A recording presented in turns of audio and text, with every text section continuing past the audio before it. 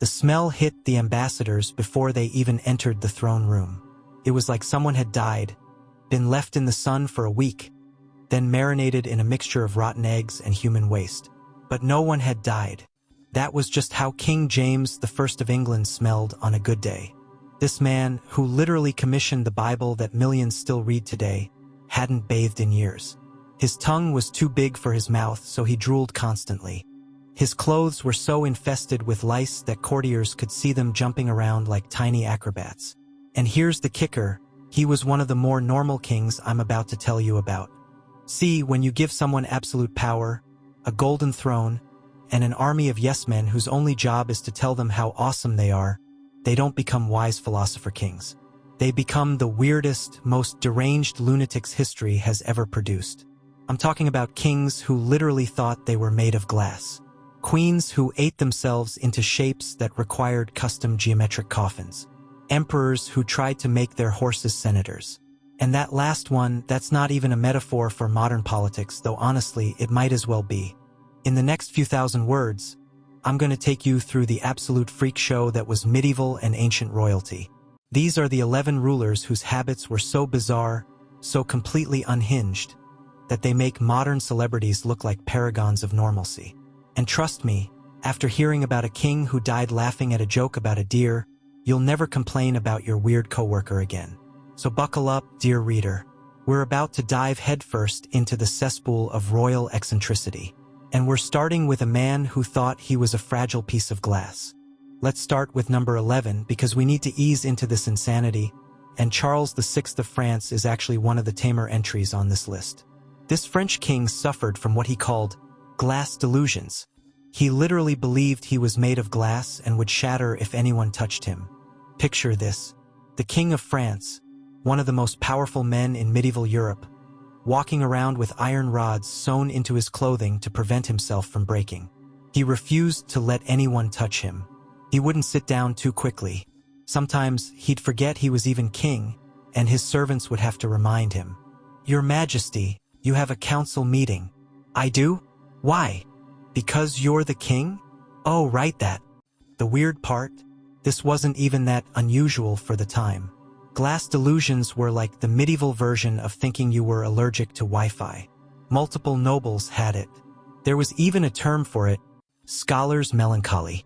Apparently, if you thought too hard in the Middle Ages, your brain just decided you were made of glass, which honestly explains a lot about medieval decision-making. But Charles's delusions didn't stop at him being a human chandelier. He also had episodes of extreme madness. In one infamous incident, he was riding through a forest when a leper, trying to warn him of an ambush, rushed out and grabbed his horse's reins. Charles, in a fit of paranoia, drew his sword and started attacking his own men, killing 4 of them before his chamberlain could tackle him to the ground. He then fell into a coma that lasted for days.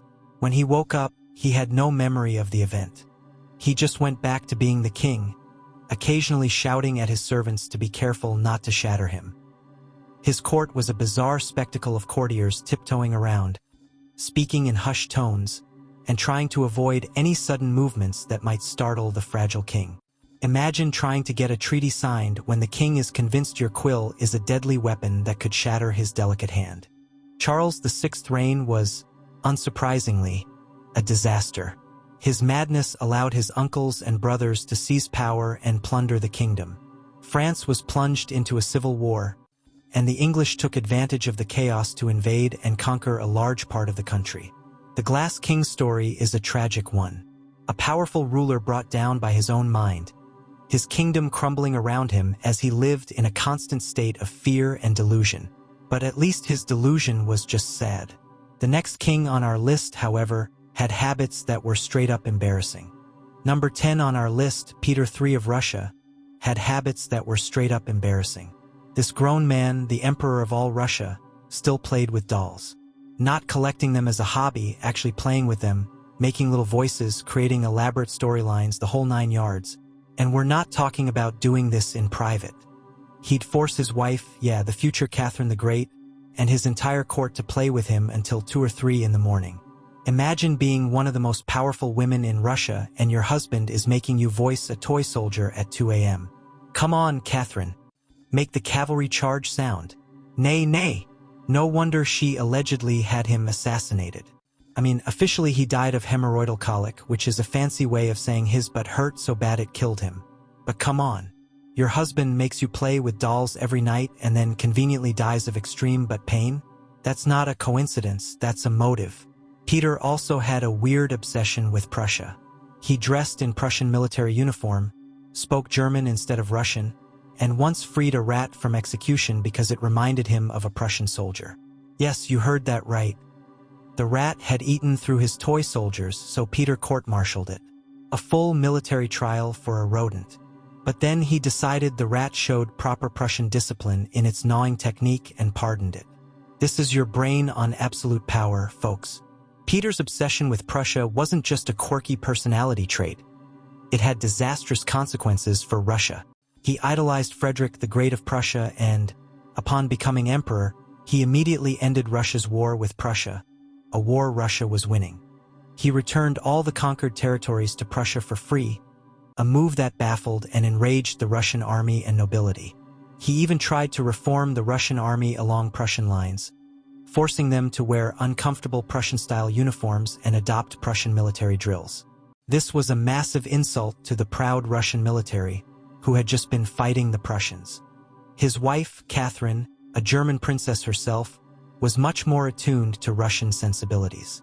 She learned the language, converted to the Russian Orthodox faith, and cultivated a strong following among the Russian nobility.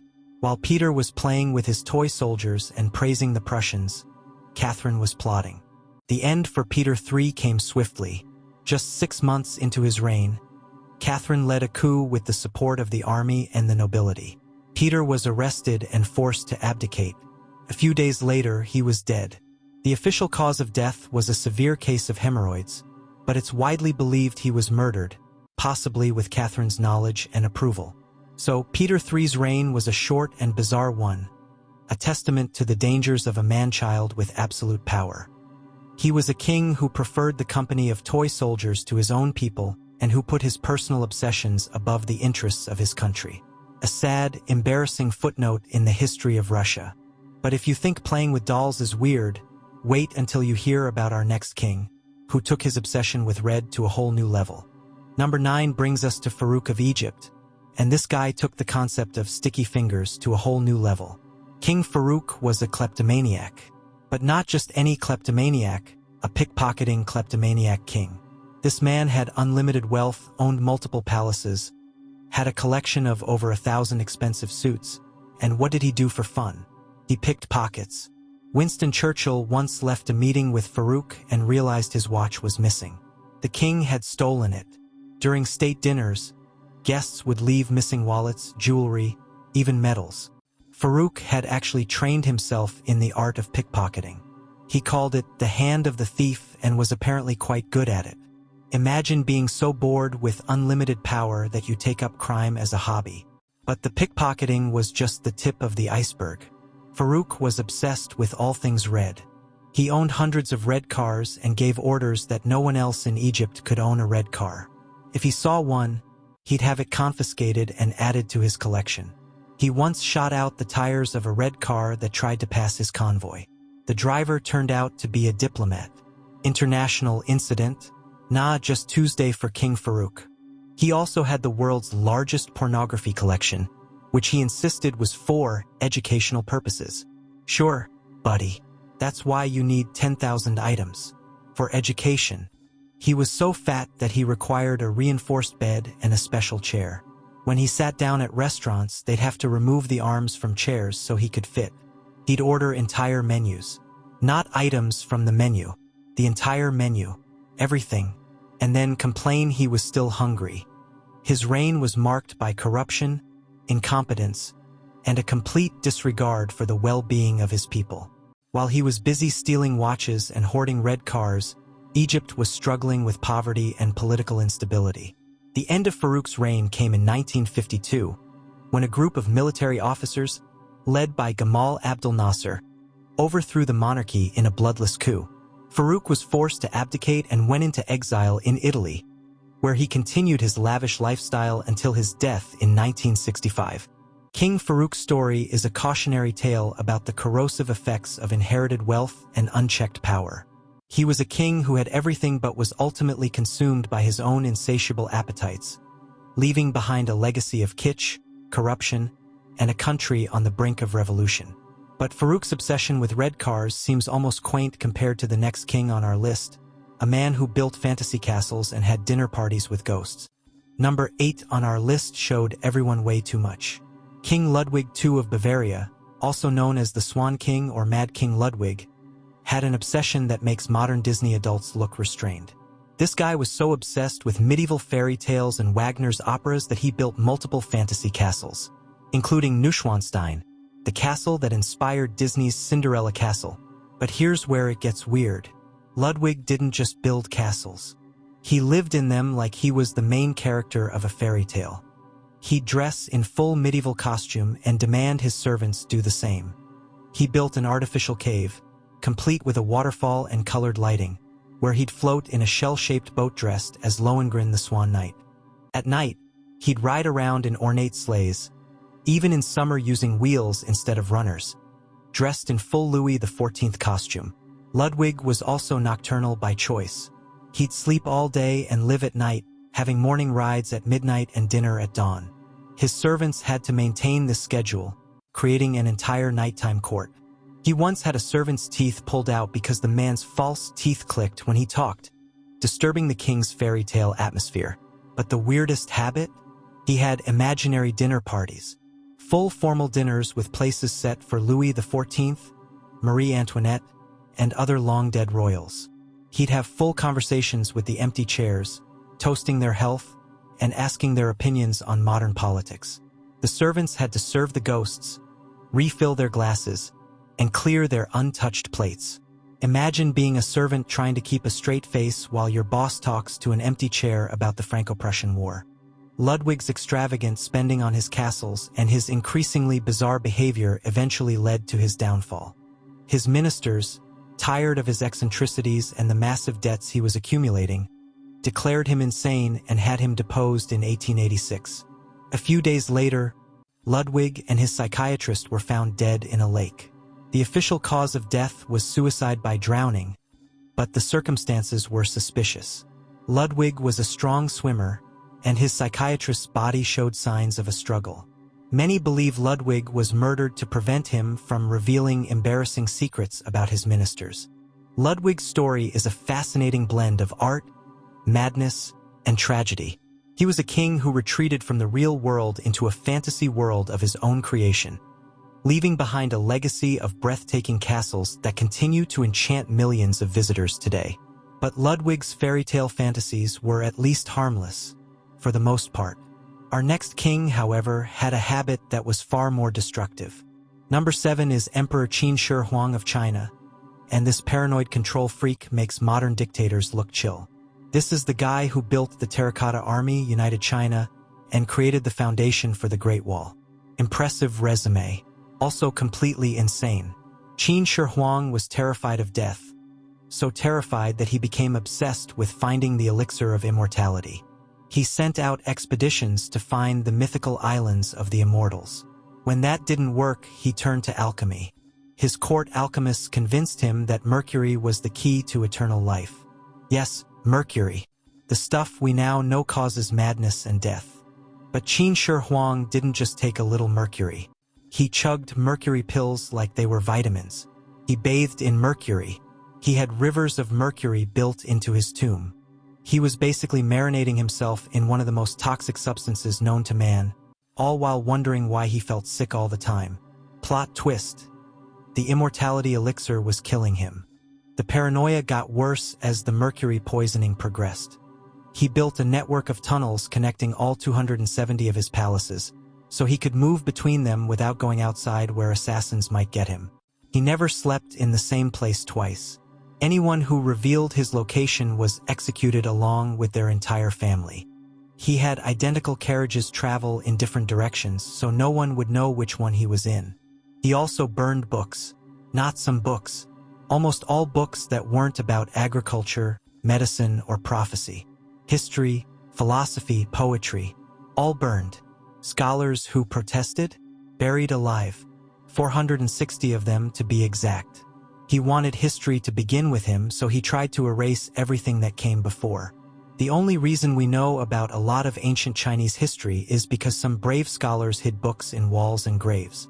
When he finally died at 49 from shock horror, mercury poisoning, his officials were so scared of what would happen that they hid his death for 2 months. They carried his rotting corpse around in a carriage, surrounding it with carts of rotting fish to mask the smell. Even in death, the emperor's paranoia lived on. Qin Shi Huang's quest for immortality is a stark reminder that even the most powerful rulers are ultimately powerless against death, and that sometimes the cure is far worse than the disease. But at least Qin Shi Huang's madness was driven by a fear of death. The next king on our list seemed to be driven by a love of pure, unadulterated chaos. Number 6 is Emperor Caligula of Rome. And honestly, where do I even start? This guy makes everyone else on this list look well-adjusted. Caligula didn't just have weird habits. He turned weird into an art form. Let's start with his horse, Incitatus. This wasn't just a beloved pet. Caligula built the horse a marble stable with an ivory manger. The horse had its own servants. It wore a jeweled collar and purple blankets, purple being the imperial color that regular Romans could be executed for wearing. But that's not the weird part. The weird part is that Caligula invited the horse to dinner parties, not to perform or as entertainment.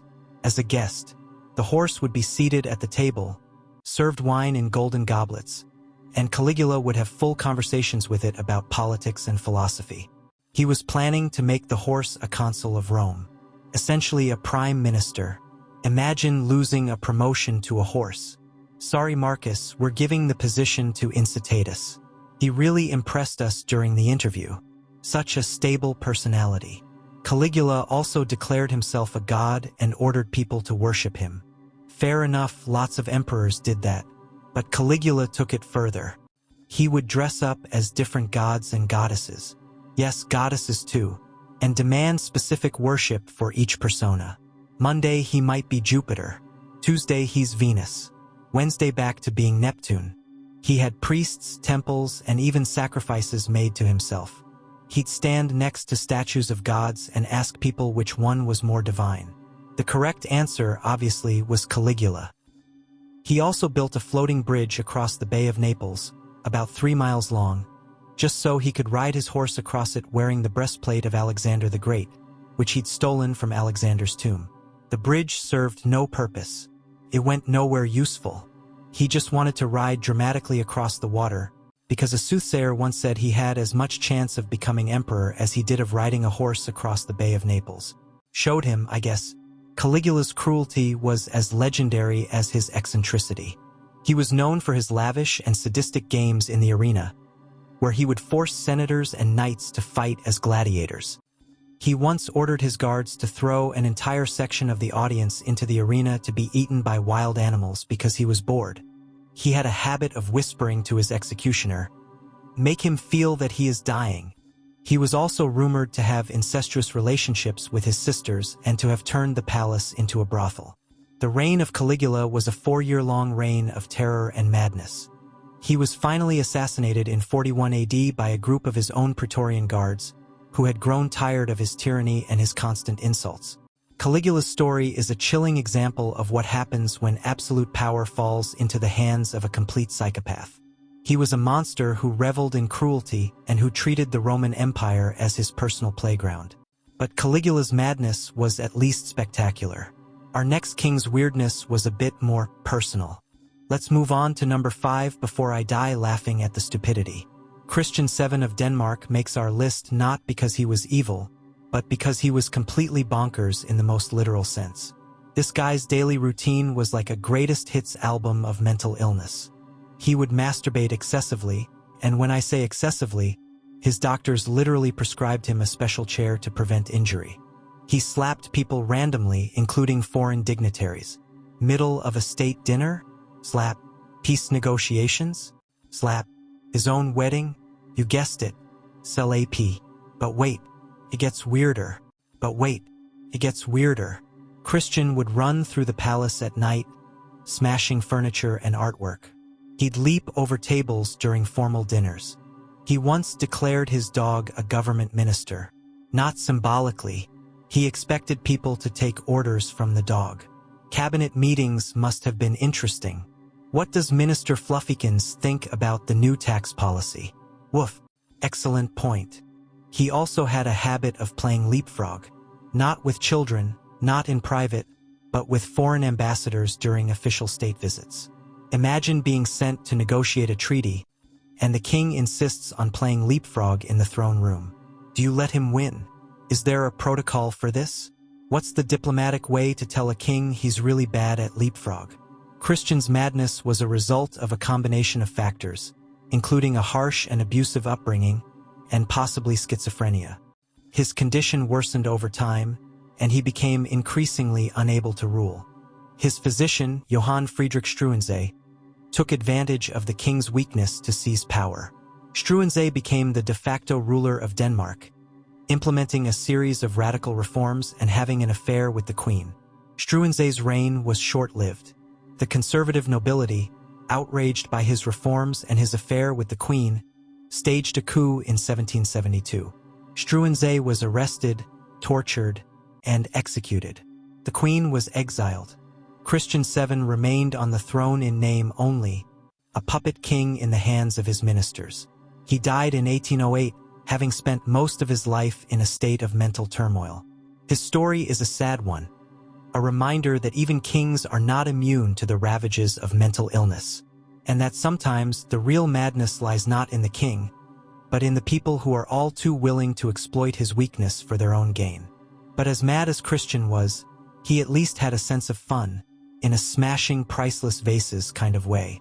Our next king, however, was just plain sad.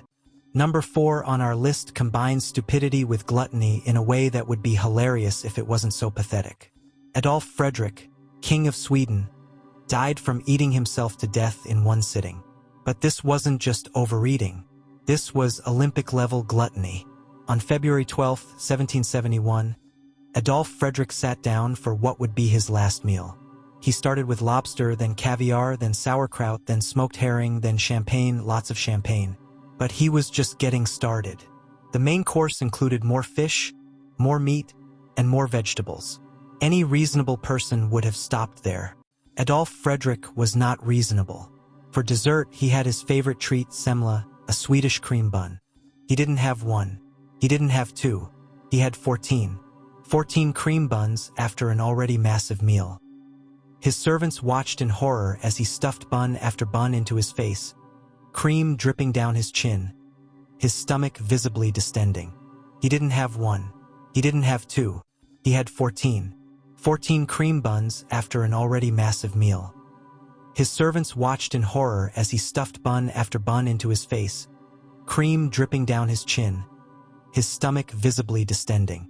Finally, he pushed back from the table, stood up, and immediately collapsed, dead. His official cause of death was listed as digestion problems, which is like saying the Titanic had buoyancy issues. The Swedish people actually called him the king who ate himself to death.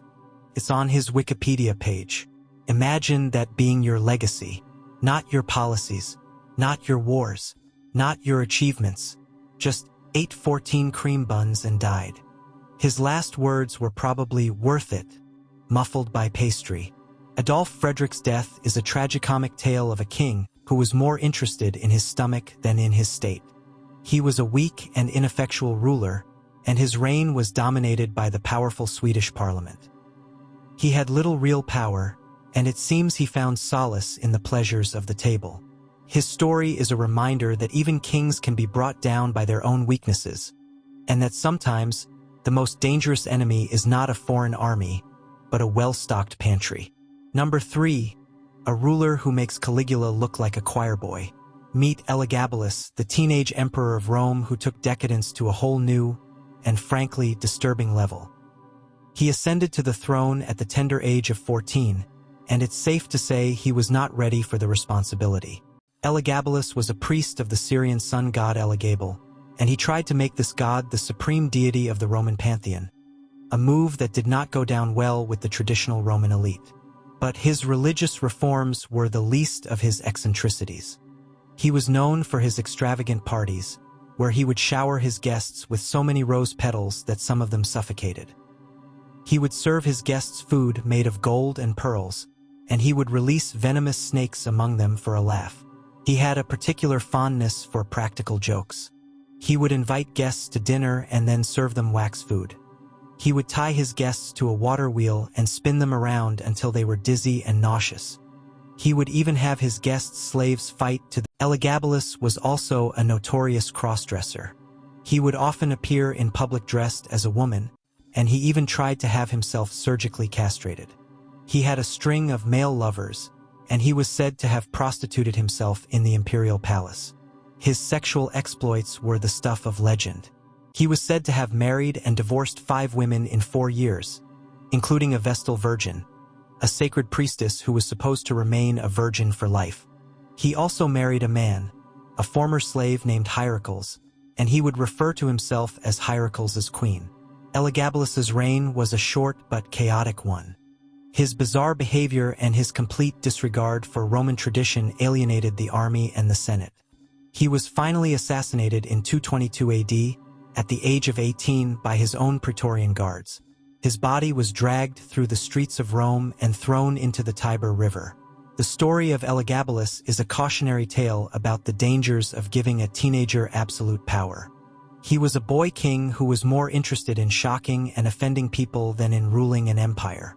And in the end, his love of chaos and decadence was his undoing. But as depraved as Elagabalus was, he was at least creative in his cruelty. Our next king was just plain brutal. Number 2, when your nickname is the Terrible, you know you're not going to be remembered for your kindness and compassion. Ivan IV of Russia, better known as Ivan the Terrible, was a man who lived up to his name. He was a paranoid, cruel, and sadistic ruler who terrorized his own people and plunged Russia into a dark age of fear and violence. Ivan's cruelty was legendary. He created a secret police force, the Oprichniki, who rode black horses and carried severed dogs' heads on their saddles. They were his personal enforcers, and they carried out a reign of terror against the Russian nobility, confiscating their lands and executing them on the slightest suspicion of treason. Ivan's paranoia was so extreme that he once had an entire city, Novgorod, sacked and its inhabitants massacred because he believed they were planning to defect to Lithuania. He watched the massacre from a specially built platform, and he was said to have laughed as his men tortured and killed thousands of innocent people. He was also a man of violent and unpredictable rages. In a fit of anger, he once beat his own son to death with an iron-tipped staff. He later regretted his actions, but it was too late. He had killed his heir and plunged Russia into a succession crisis. Ivan's personal life was just as chaotic as his He was married 8 times, and most of his wives died under mysterious circumstances. He was also a devoutly religious man, and he would often alternate between fits of extreme piety and bouts of extreme depravity. He would spend hours in prayer, and then he would go out and torture and kill his enemies.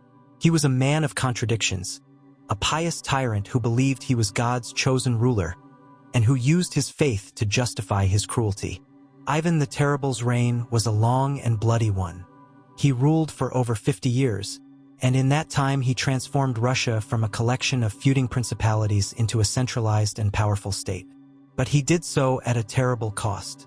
He left behind a legacy of fear, violence, and a country that would take centuries to recover from his reign of terror.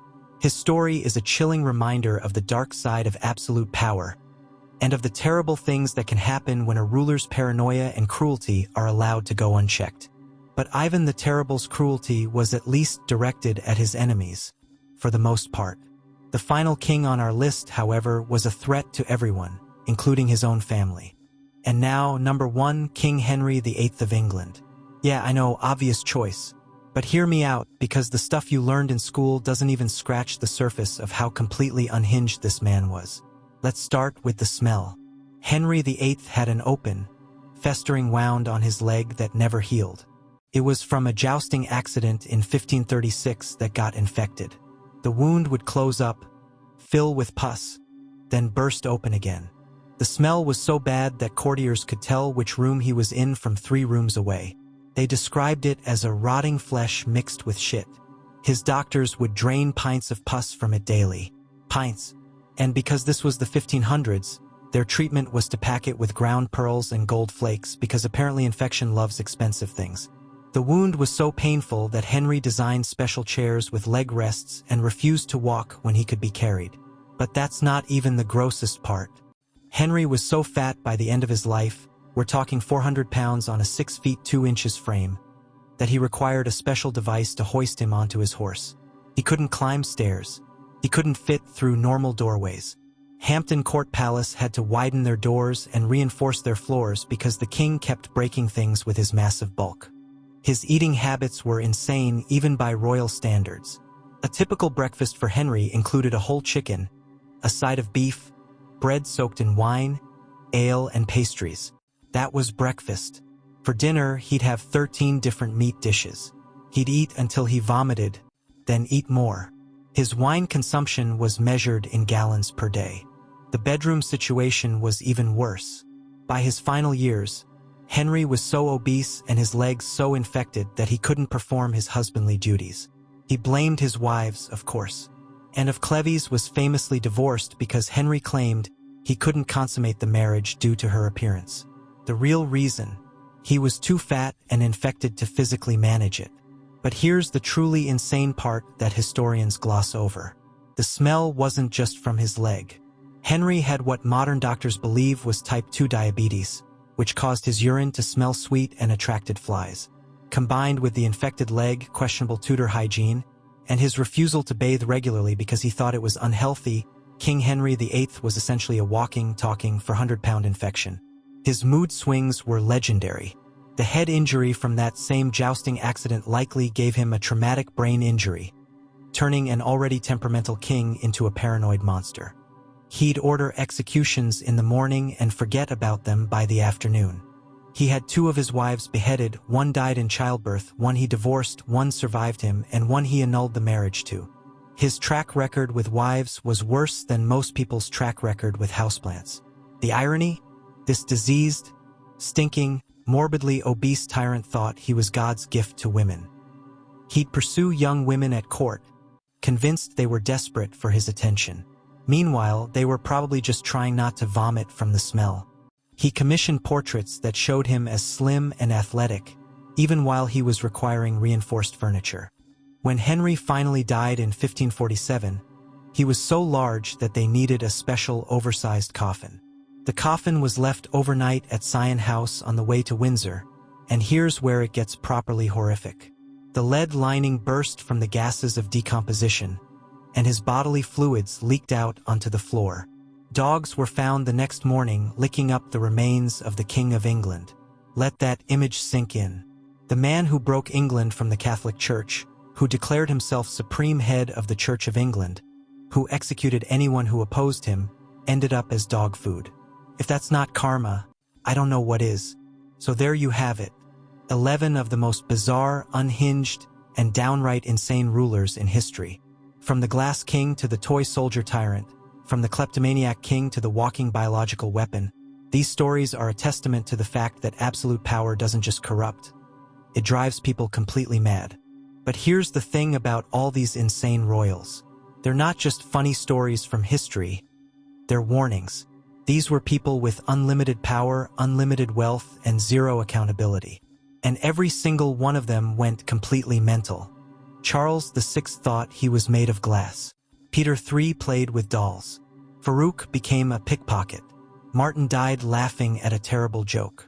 Christian VII slapped diplomats and made his dog a minister. Caligula tried to make his horse a senator. Ludwig II had dinner parties with ghosts. Ibrahim drowned 280 women in one night. Qin Shi Huang poisoned himself trying to live forever. Adolf Frederick ate himself to death with cream buns. And Henry VIII became a walking biological weapon. The pattern is pretty clear. Give someone absolute power, and they'll absolutely lose their minds. They'll stop bathing, start eating mercury, drown in their own filth, or literally explode from decomposition. So the next time you think your boss is crazy, just remember, at least they're not making you play with dolls until 2 a.m. At least they're not trying to promote a horse to management. At least they bathe more than twice in 72 years. At least they're not governing your country while thinking they're made of glass. These royal nutjobs had everything. Power, money, armies, kingdoms. And what did they do with it? They refused to bathe, thought they were made of glass, died laughing at bad jokes, and tried to make horses into politicians. Actually, looking at modern politics, maybe Caligula was just ahead of his time. At least his horse probably showed up for work. Thank you for watching Silent Atrocities. I hope you enjoyed this video. If you want more absolutely insane historical content that your teachers were too polite to mention, hit that subscribe button right now, share and comment below. See you in the next one.